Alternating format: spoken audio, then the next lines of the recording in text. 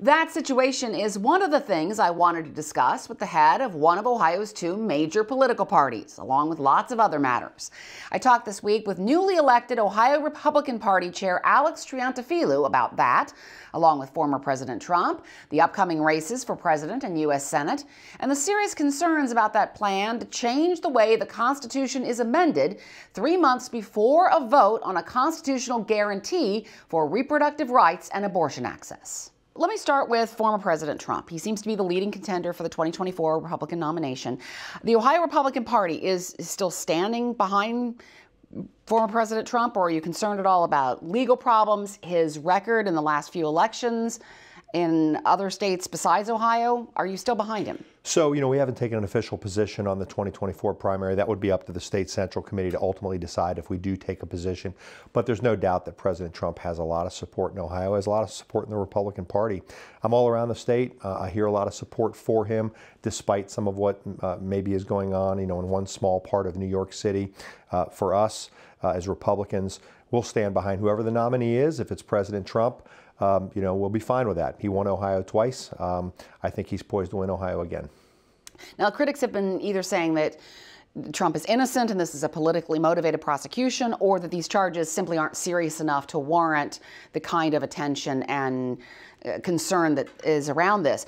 Republicans often talk about being the party of law and order. You're a lawyer, in fact. So no one is above the law, but why not let the legal system play out in this? Why have all this criticism around this case? Yeah, I certainly think the legal system will play out. I think there's little doubt about that. I'll say this, though, in total fairness. If a small-town prosecutor in Ruby Red, Alabama had indicted President Obama, or indicted Anthony Fauci, for instance, somebody unpopular within my party ranks, I feel like, frankly, the messaging would be very different nationally.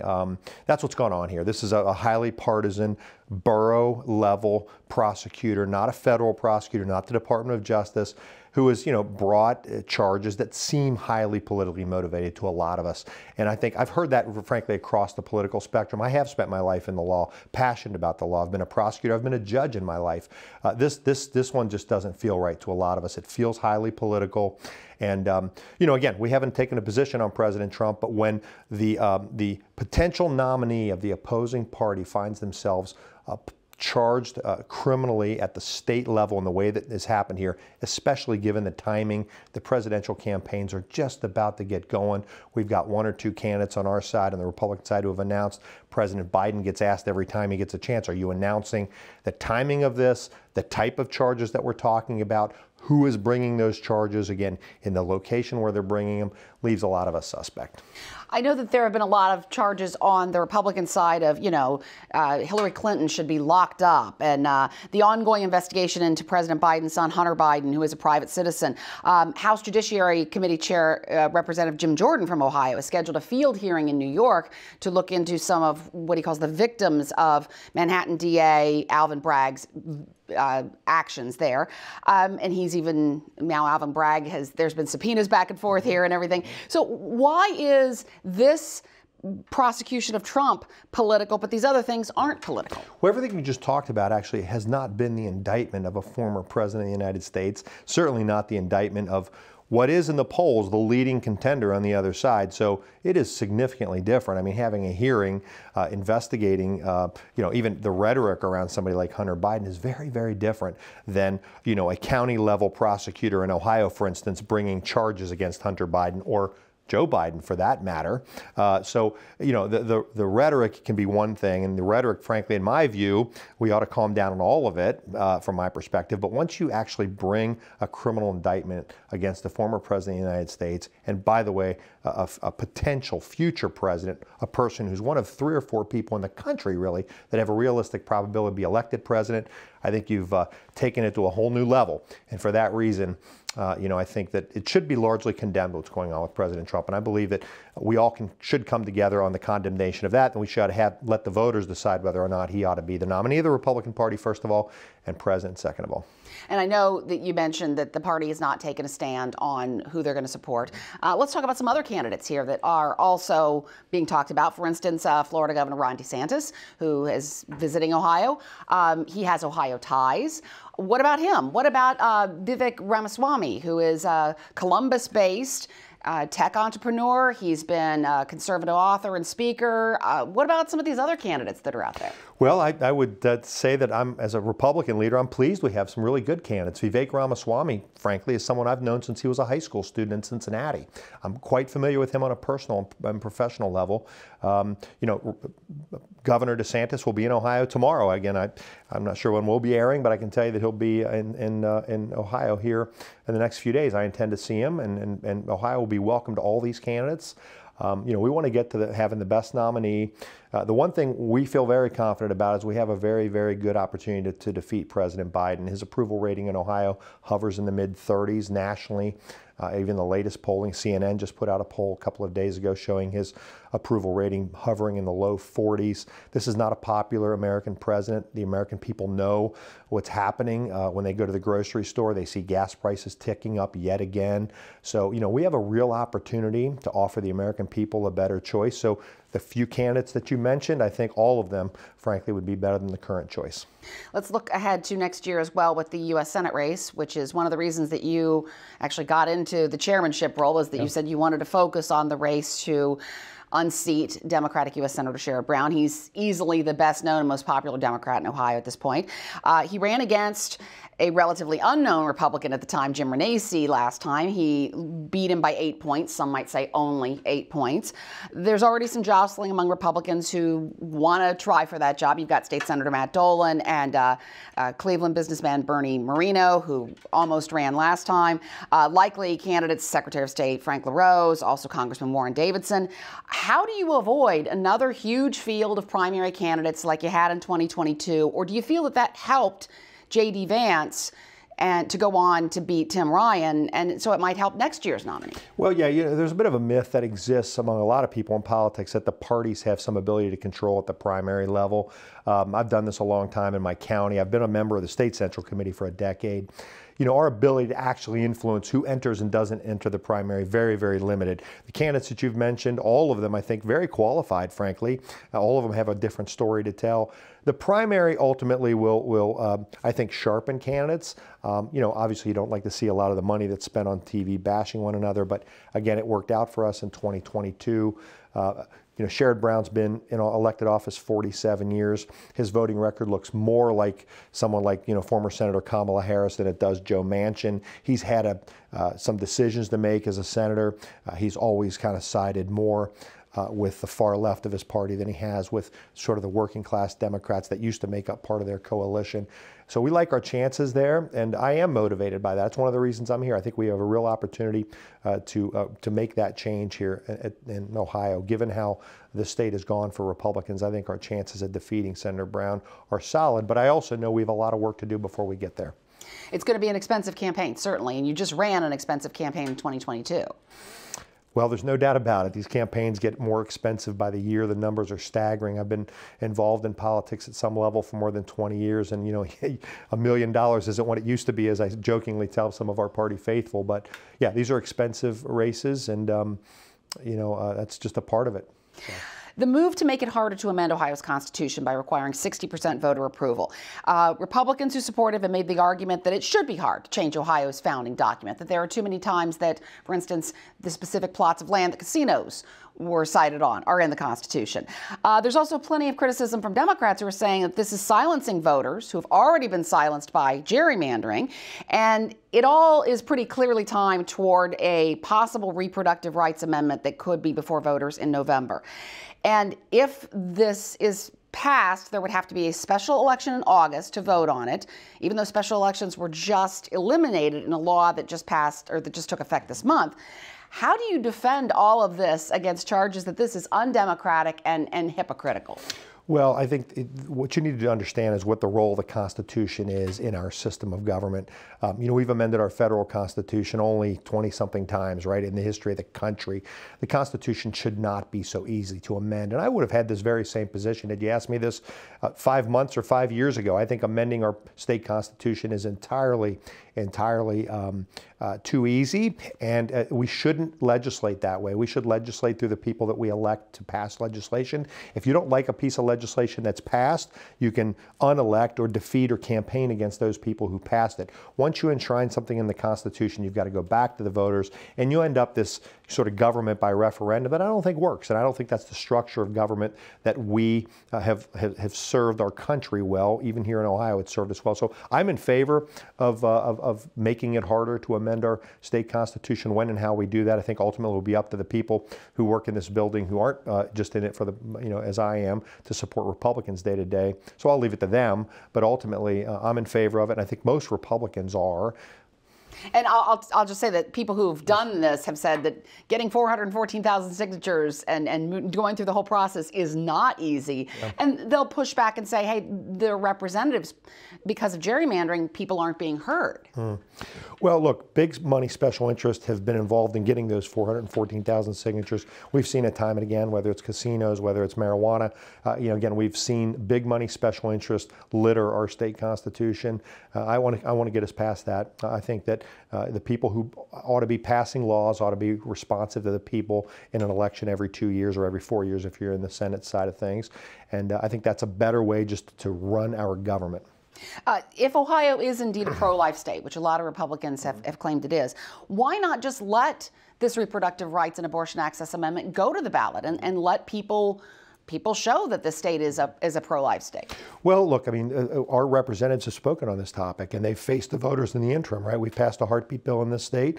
It's been a pro-life state in the state house, and people have had a chance to vote on their representatives in that interim period.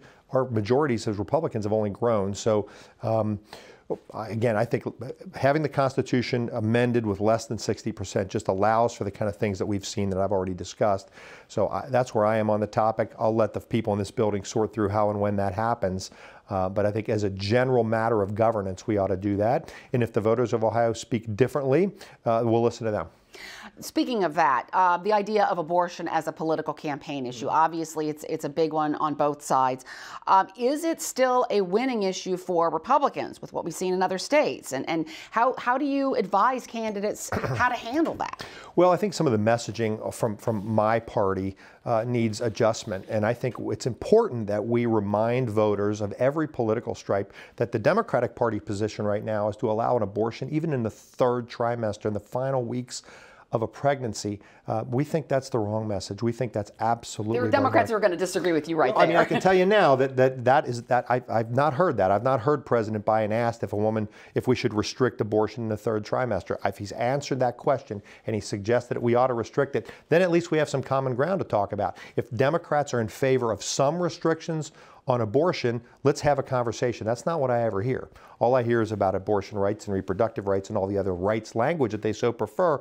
But the Ohioans, I can tell you, and the American people really are not in favor of a very barbaric procedure in the 8th month of a pregnancy that terminates a pregnancy. So if we can get to a conversation about we agree that there ought to be restrictions, then maybe we find some common ground. The Democrats have never met us even a quarter of the way on that question. So we're going to point out, and I'm going to point out every chance I get to point out that their position is the extremist one, despite some of what we're hearing generally in this conversation. Their position is extreme. Our position is to try to find a place to save as many children as we can. So you think this is still a winning issue for Republicans? Well, I think this. I think we've got to message it in the right way, and I think there's an avenue forward. I'm also going to say this, and I can't not say this. It's an issue that is at the core foundation of what so many Republicans believe, and I don't think as Republicans we can walk away from that issue because it may feel at the moment to be politically expedient. I'm not suggesting it is or isn't, but I can tell you that as someone who believes strongly in this issue myself, it's something we should fight about, and I think the voters will respect that we have a core set of moral principles that we're willing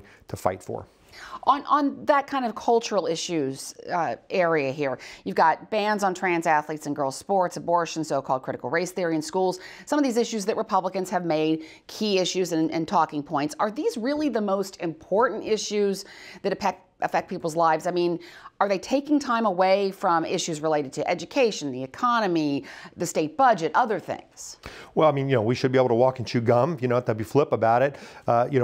When I'm out talking to people across Ohio, I'm talking about things like a $7 carton of eggs. I'm talking about gas creeping up near $4 a gallon. I'm talking about shrinking paychecks. This is one of the reasons I think you see President Biden hovering at 40% approval rating nationally, in the mid-30s here in Ohio, because people understand all the sort of the hot button issues that you just referenced. You ticked them all off.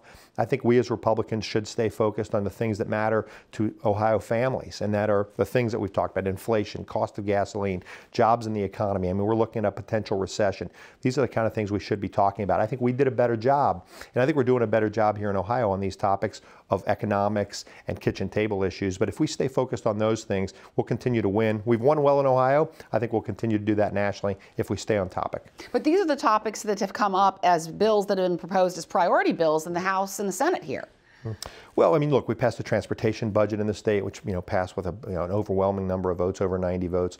Other good things have come out that really, frankly, aren't as exciting or as headline worthy to your general public. Some of these other questions that you've asked, certainly those are more hot button issues because of what's being driven in the news and in the culture. But I think we've done some really good work in this state, even in a bipartisan way, to advance things a lot of Republicans care about. I want to talk about the House and the Senate here, and specifically the House. Yeah. There's been a battle over leadership. It seems to have been settled this week with a deal over the Ohio House Republican campaign account, but you had Speaker Jason Stephens and who looked to be Speaker-elect, Representative Derek Barron, had this pretty public display of struggle over leadership. At the meeting where you were elected chair, the 22 Republicans who voted for Jason Stephens for Speaker were censured by the Ohio Republican Party. Why was that? Why weren't they free to pick the candidate that they thought would be the best candidate? Well, I mean, the lawyer in me is going to pick on the language, but they were free to do what they want to do ultimately, but the Republican Party spoke out about how we felt about that issue. Look, I inherited that issue, and as a state party leader, I'm trying to talk to all of our representatives across the spectrum to get them back focused on the issues I think that Ohioans care about. Frankly, Karen, I don't know that if you're sitting at home in Ashtabula County tonight, whether you care about who the Speaker of the Ohio House is, or whether 22 people were or were not for him. What you care about is sending your kids to a safe school, getting your taxes paid this time of year, what your budget looks like at home. We ought to really get off of some of these internal, inside baseball issues, as people of my age say, and focus on kitchen table issues. That's been my message. Everyone, and the people that you've named, from Representative Marin to Speaker Stephens, same message from the state GOP chairman, is let's get focused on what Ohioans care about, and that's how we'll continue to grow our majorities. When you mentioned safe schools, I got to ask, what about the position on guns? I mean, overwhelmingly, polls show that people want some sort of reasonable restrictions on guns. Why are Republicans not working toward that? Well, what we ought to do is we ought to fortify the schools and protect our kids. We've done this in airports. We've done, we reacted to terrorist attacks by creating TSA. We absolutely need to fortify and protect the schools. The Second Amendment is in place in our Constitution. I'm not an expert, frankly, on how to best protect the schools. I know we need to do more, and I think Republicans need to do more. If I'm ever elected a legislature, I would do that, but I can tell you from a Republican perspective, we've got to respect the entire Constitution. The Second Amendment's an important component of our Constitution.